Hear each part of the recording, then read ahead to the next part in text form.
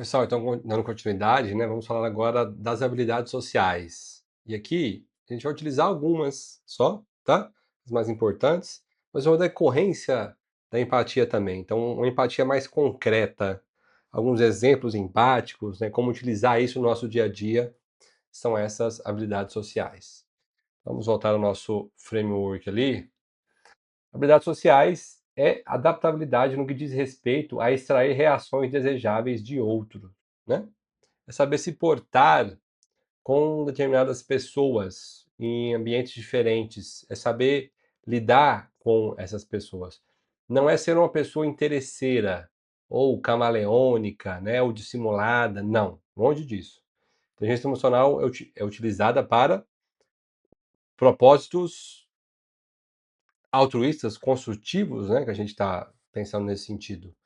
Não é, por mais que alguns possam utilizar, né, dessa maneira, mas não é o nosso objetivo aqui. Então, é saber se adaptar em situações diferentes, mantendo a sua personalidade, a sua individualidade, mas sabendo lidar com pessoas em contextos diferentes. E que vou dar um exemplo para você bem claro. Quando você vai conversar com uma criança, você não conversa da mesma maneira que você conversa com um adulto. Mas nem por isso você é dissimulado. Você muda o seu jeito, a sua forma, a sua expressão, o seu vocabulário. Isso é habilidade social. Mas você não é dissimulado, compreende? Então tem que ter essa distinção. Então você vai utilizar formas, ferramentas e contextos para extrair o melhor daquela relação com aquela pessoa naquele momento. Esse, esse é o nosso objetivo aqui, beleza? A gente vai tratar aqui basicamente de três aspectos, né, importantes, que é a escuta consciente, a liderança, né, e a comunicação com inteligência. Então, alguns exemplos práticos, antes da gente chegar no que a gente estabeleceu aqui, sobre inteligência emocional, está muito relacionado, por exemplo, ao autocontrole, né? Então, a gente está numa reunião importante, a gente percebe, nós mesmos, percebe que teve algum comentário, alguma situação que fez a, nós nos exaltarmos. O que a gente faz? A gente percebe a emoção, percebe, eu não vou conseguir continuar com essa reunião de modo empático, ou de modo sereno, tranquilo, né? Ou empático também, claro, lógico. Então o que eu vou fazer? Vou suspender a reunião. Às vezes eu posso só sair da sala, tomar um café, tomar uma água, né? Dar uma volta, enfim, pedir uns 10, 15 minutos, ou então remarcar para o outro dia, né?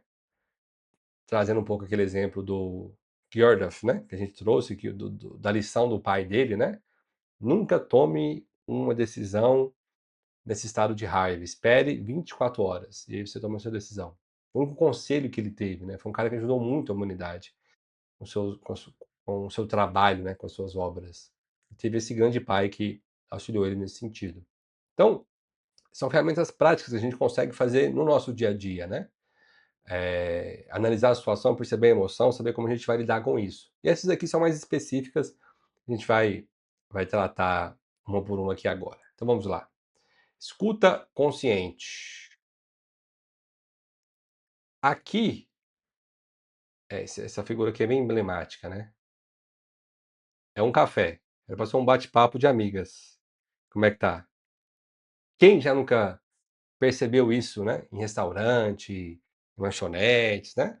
As pessoas focadas no celular, esquecendo de darem atenção para outra pessoa. Então, uma habilidade social que decorre da sua inteligência emocional é a escuta consciente. E a escuta consciente, ela te dá ferramentas ou oportunidades de entender a emoção do outro.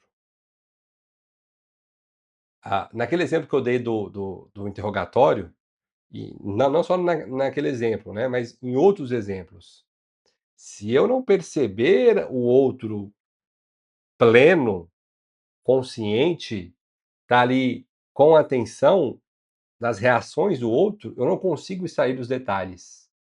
Eu não consigo entender, inclusive, a modificação da voz, da entonação, das microexpressões. Isso só é possível pela escuta consciente.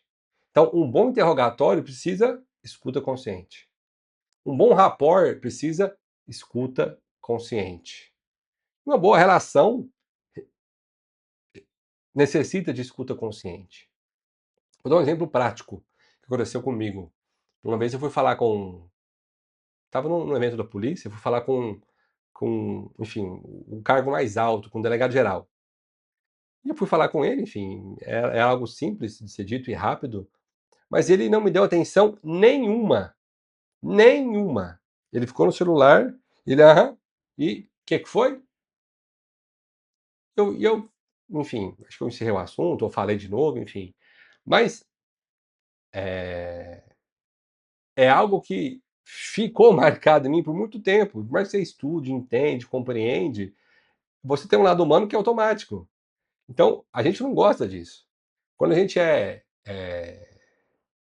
bem atendido, a gente acha bom. Quando a gente é mal atendido, a gente não gosta. E guarda isso sempre, não é? Quando a gente, às vezes, a gente não reclama de mau atendimento de serviço público, Detran, eles falam muito isso, né? A polícia, né? A polícia tem muito mau atendimento, né? E aqui surge de um contexto interessante, né? Da inteligência emocional. Depois a gente vai fazer um compilado, mas por que é importante a empatia, né? O respeito com as pessoas? Porque existe um princípio básico que é quem bate esquece, quem apanha não. Já ouviram falar disso? Quem bate esquece, quem apanha não. Por quê? Essas lesões emocionais, vamos dizer nesse sentido, né? Esses traumas emocionais, eles ficam gravados no nosso cérebro emocional. Então, basta uma lembrança da pessoa, ou um contato com a pessoa, aquelas memórias vêm à tona. E lógico, você precisa compreender, entender, analisar, distanciar, desapegar, aceitar, né? Enfim, tudo isso que a gente já viu até então. Mas é algo que acontece, é natural. E qual que é a premissa que eu falei por trás de toda a inteligência emocional? Entender que o outro não, partir da premissa que o outro não tem inteligência emocional. Essa é a nossa premissa básica, né? Ah, então, entender que isso acontece com a gente, entender que o outro não tem inteligência emocional e entender que você precisa criar boas relações com isso. Porque se você fizer algo ruim com a pessoa, ela não vai esquecer. E que eu estou sendo até um pouco egoísta, né? Se você fizer algo ruim, ela não vai esquecer. Então vai ser um prejuízo para a sua imagem com ela e dela para com você também. Então, a inteligência emocional é a ferramenta que nos permite evitar esses conflitos ou evitar esses aborrecimentos, né? Entendendo como as nossas emoções funcionam, né? Enfim, o cara tranquilo, conversa com ele, mas essa memória ficou enraizada lá, ficou enraizada. Ah, você não aceitou? Não teve... Sim, enraizei, compreendi, e às vezes quando eu me encontro com ele, eu lembro disso, surge a emoção, mas você precisa compreender, aceitar e desapegar nos momentos que aquilo surge também. Não é algo, aperta o botão, esquece. É algo neurológico. E por isso que é importante que a gente saiba lidar com essas feridas alheias, né? Enfim, então entenda que o outro não tem inteligência emocional, não queira cobrar uma análise emocional inteligente dos outros, seria muito bonito e importante, mas não é assim.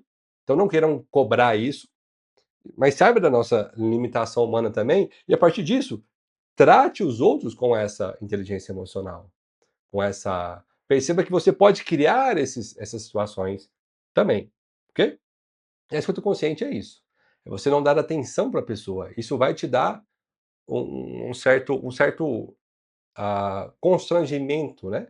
Para quem não é escutado, uma falta de consideração, enfim, uma emoção não agradável que vai de certo modo marcar ali aquela pessoa e pode quebrar algumas relações também, tá?